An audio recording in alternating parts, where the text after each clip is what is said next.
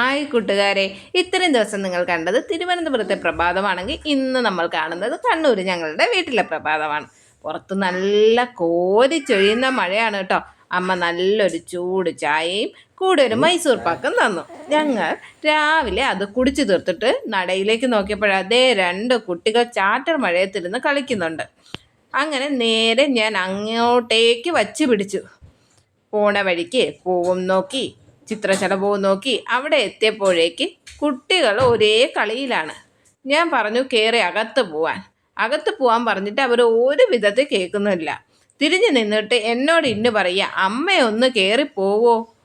അങ്ങനെ ഒരു വിധത്തിൽ ഞാൻ അവരെ പറഞ്ഞ് വീട്ടിലേക്ക് വിട്ടിട്ട് ഞാൻ തിരിച്ച് നടക്കുന്ന വഴിക്കാണ് ഈ പൂക്കളൊക്കെ തറയിൽ ചിതറി കിടക്കുന്നത്. എനിക്ക് എൻ്റെ വീടിനേക്കാൾ ഒരുപാട് ഇഷ്ടമാണ് ഈ വീട്ടിൽ നിൽക്കാൻ.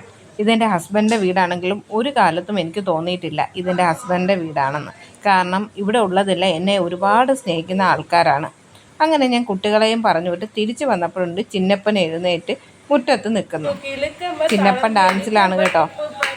ഞാൻ അങ്ങനെ ഒരു പാട്ട് പാടി കൊടുത്തു.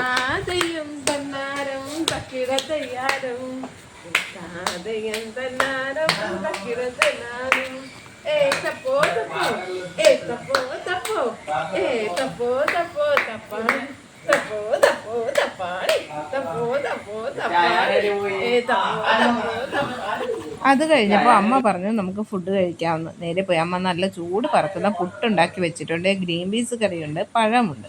ഇതെല്ലാം അമ്മ രാവിലെ തന്നെ എഴുന്നേറ്റ് തയ്യാറാക്കി വെച്ചിരുന്നു.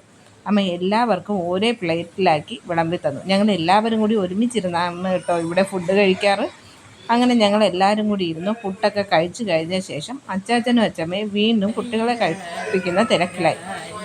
കാലിലിരുത്തി ആരാരുന്ന് അമ്മ പാട്ട് പാടി ചിന്നപ്പനെ കളിപ്പിക്കുന്നുണ്ട്. ഞങ്ങൾ വീട്ടിലെത്തിയാൽ അവർക്ക് ഭയങ്കര സന്തോഷമാണ്. അപ്പോൾ ശരി, tata bye bye, see U.